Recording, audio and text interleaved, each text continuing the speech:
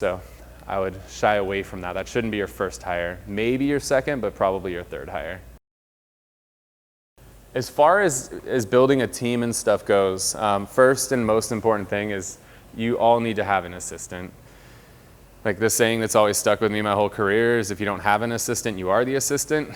So you need to have one. You need to have somebody who's helping you out with a lot of this stuff, because otherwise you're going to be doing a lot of tasks that are well below your $100 an hour pay grade that you're at. Or like on our team, we do a lot of tasks for our agents. So like our agents, if they have 5 properties they want to show, they just go on a website, put the 5 MLS numbers, it sends it to a girl in our office, and she schedules all the showings, prints the booklets for them and all of that stuff. So we kind of like have an assistant. So a lot of teams are structured that way, where they kind of get an assistant by being a part of a team. But you need to have an assistant. You got to have somebody helping you out. One of the best exercises I've learned in my career is called stoplight. And you just track every activity that you take for an entire week and try to break it down into 15 or 30-minute increments. And then at the end of the week, take a red, a yellow, and a green highlighter. The red highlighter is everything that you hate to do or that is below your pay grade. Everything that you love to do and always want to do, highlight it in green. And then whatever's left over in between is yellow. In the beginning, everything that's red, that's the job description for your assistant. And that's how you start. There's not a, this is what an assistant should do, or this is what they should do. So what they should do for you. Everybody's business is different. So it's not like there's just a template that we all use the same and do the same stuff. Like Cody helps drive me around so that when I'm in between appointments, I can focus on getting work done, because most of my clients are texting and emailing me. They don't want to talk on the phone. So I need to be able to do that while I'm driving. And I could text while I drive and get in a wreck and kill myself or somebody else, or I can have somebody drive and that could be focused on the conversations when I'm driving. So everything you hate to do is red. That's their initial job description.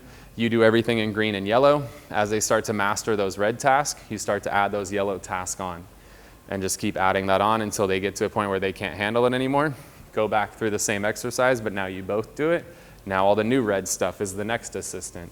And what you'll find, like some of my top people in my company, literally the girl that runs my Zillow team, she started as my assistant years ago.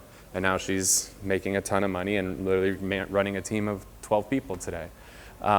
People will start to go down different paths and you'll learn strengths and weaknesses. Some people will go start as your assistant and actually could be a really good salesperson and they'll go that route.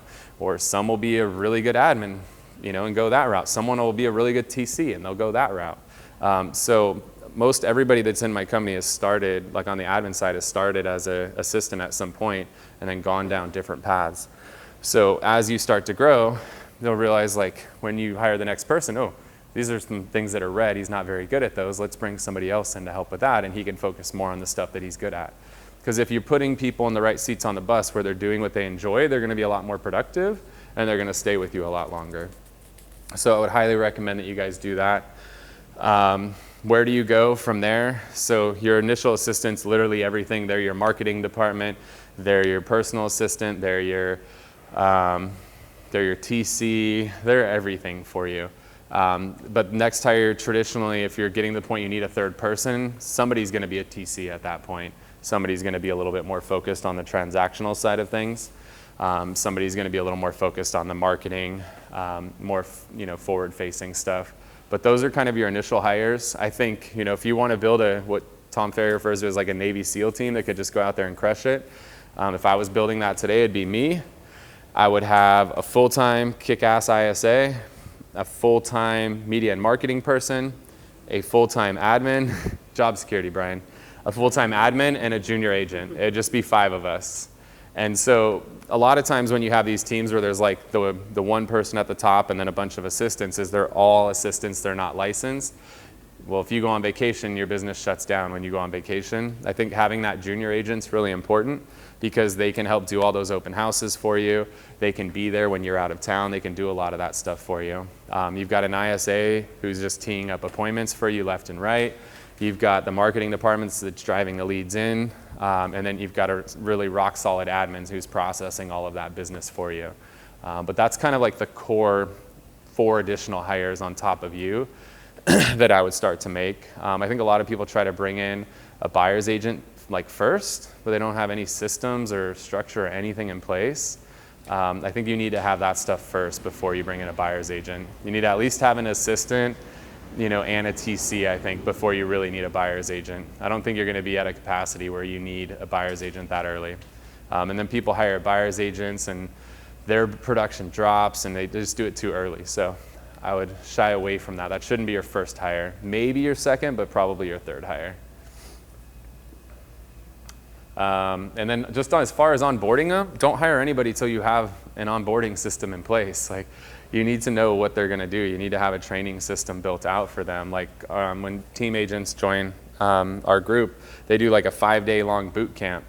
And then there's an 8-week program that's built out, and it's like week 1, do these things. Week 2, do these things. Week 3, do these things. Build that stuff out. Don't bring people onto your team if you don't have a plan for them, because otherwise what's going to happen is going to be like, all right, Justin, what am I doing today? You do this. All right, hey, Justin, I'm done. What do I do now?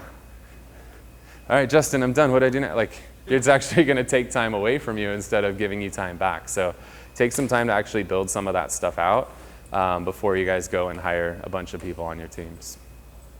Wait. Before you leave, I want to share some more tips and tricks that we're using in our business to take it to that next level. Just click right here. And don't forget to subscribe. Click right here.